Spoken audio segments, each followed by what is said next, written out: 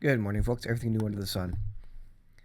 Are you ready for shortages? I've mentioned it before that you need to get stocked up on various things, and you should always be stocked up on food, toilet paper, water, various things, because there's no end of natural disasters, power outages that come with winter time, all sorts of things may necessitate having things on board, supplies on board, to be ready for a day, a week, maybe a couple of weeks of shortages.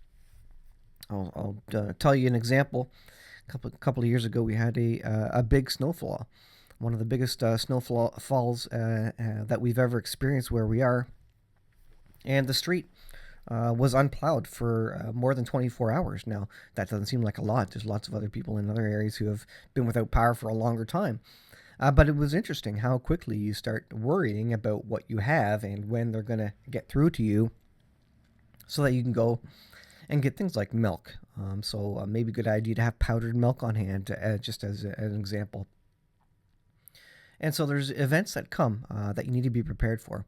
And I think what the articles we're going to take a look at give you an indication of where things might be going with the supply shortages, with the energy crisis in Europe. You need to be prepared. You need to maybe have some gasoline, some extra fuel, have maybe some solar panels and some backup batteries to operate your critical items that you may need through the wintertime. It's especially needed in the wintertime when you need to heat your house. You need power to heat your house unless you have a fireplace that requires no electricity. And I would definitely suggest you figure out some way to have such a fireplace that where you can go outside and just collect some wood outside and burn some wood if you absolutely have to, and boil some water. Well, three articles here. Oil market needs $500 billion injection to avoid supply collapse and a price surge. Back in June, we asked if ECG will trigger energy hyperinflation. So not only hyperinflation of the dollar, the currency, but also of energy. As currency gets devalued, as its value, each and every dollar is worth less. That means you're paying more for all the things. You're going to have to pay more dollars for the same item that you want to purchase. So it says ECG is a negative supply shock that internalizes the climate cost of production goods and services. A negative supply shock will be inflationary until technological progress absorbs these costs. That could take years. So they're talking about supply collapse in energy, basically the price of energy skyrocketing, and you're going to have trouble getting it. Let's look at this one. Why shortages are permanent. These are from Zero Hedge. Global supply shortages make fantastic financial sense. Global corporations didn't go to all the effort to establish quasi monopolies and cartels for our convenience. They did that to make money. Of course, they buy each other up, buy various little companies up, so that they can make more money. They don't care about you. So that at the end of the day, they just want to make money. They did it to ensure reliably large profits from control and scarcity. That's what the Middle Eastern oil cartel does. They raise and lower the output according to their agreement to keep the price steady or to increase the price. They all agree to outputs. Saudi Arabia and the other oil producing nations, they all agree to a particular output to keep so that their profits stay exactly the same. I don't know of many other industries that all come together, collude to manage the price of the product that they're selling, and that should be illegal. But there you are, there you have it. And so it says the result of cartels limiting supply to keep prices high, many scarcities are real. And many of these scarcities can be traced to the stripping out of redundancy, multiple suppliers of industrial essentials to streamline efficiency and eliminate competition. All right.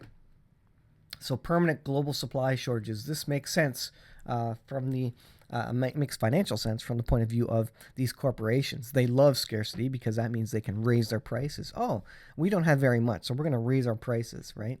So pay attention as we globalize, as we come to a new world order system. As the world comes together, you're going to see fewer and fewer corporations controlling larger and larger percentages of whatever commodity they control, which means higher prices for everybody. We'll end with this one. Energy crisis may unleash winter blackouts across U.S. So you heard of you've heard of the rolling blackouts in China, which is currently ongoing, and Chinese authorities are saying their rolling blackouts are going to happen through December. This is where they're getting, a 1 or 2 days blackout every week, and they're telling them to work only 3-4 days a week and not work the rest of the time, which limits their income, of course, makes them starve. But rolling blackouts in China, we have energy crisis. The pumps in Europe, the petrol stations are empty. They have the army now driving truck, etc., to move the petrol, the gasoline along to these stations. There is now a plant, a gasoline refinery plant in Russia on fire. There was a mysterious fire, quote unquote, that was connected to the pipeline going down to Europe, which of course is convenient for Russia. They're going to say, you know what, our supplies are limited now. Now we have to raise the price even more. So there's a big crunch in Europe.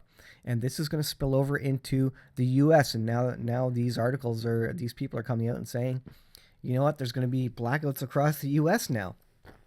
And that would also mean Canada. So be prepared. The energy crisis is rippling through Asia and Europe, could unleash electricity shortages, blackouts in the U.S., according to Bloomberg. So not just Zero Hedge, but Bloomberg is suggesting there could be energy crises, and these companies love it. They love a crisis because, again, they can raise the price. We've actually had discussions with power utilities who are concerned that they simply will have to implement blackouts this winter. Did you ever imagine you'd see the day where there would start being blackouts across the United States? This is what the energy companies are talking about now. He said they don't see where the fuel is coming from to meet the demand, adding 23% of utilities are switching away from gas this winter fall to burn more coal. So, of course, as the world goes green and they want to address climate change, et cetera, they're moving away from coal.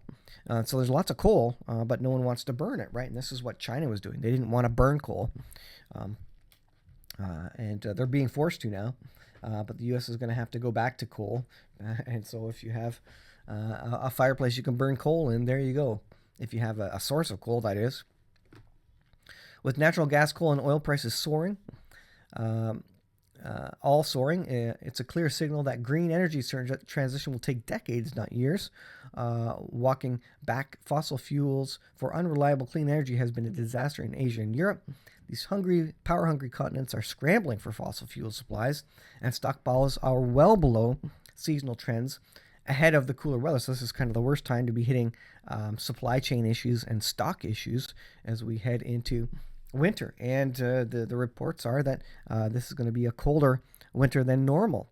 Last winter was quite warm, and now there's articles coming out and saying this is going to be a cold one this year. So we'll see. We'll see how it goes. A similar story is playing out in the U.S., where increased demand for coal might not be reached by mining companies because the mining companies have been dialing down after everybody's moving to more greener solutions. They're just not producing as much. And now there's a demand growing for that product because there's a decrease in quantity of other products. And so people are piling into coal now and saying, well, hey, where's the coal? Well, the companies are saying, well, we slowed down our production because no one was buying from us before. So now all of a sudden you're coming to us because there's not enough gas, etc. Well, that means we have to ramp up our production, and that takes months and years to ramp up production, possibly. So everybody's trying to get back into coal, and these mining companies would have to ramp up if that's what they're going to do. There has been a steady decline of miners over the last 3.5 decades. So 40 years. That whole supply chain is stretched beyond its limits. It's going to be challenging winter for us here in the United States. That's an incredible comment to make.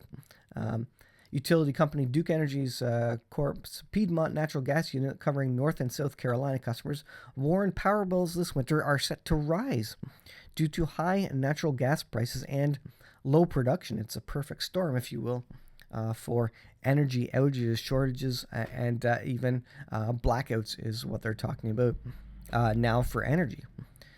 So, again, along with the global world health issue that we're working with, we're now seeing countries talk about blackouts. We're seeing blackouts and rolling blackouts happening in different countries.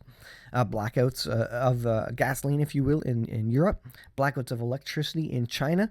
And don't forget for a second that if there's rolling blackouts of electricity in China, that means production is going to decrease.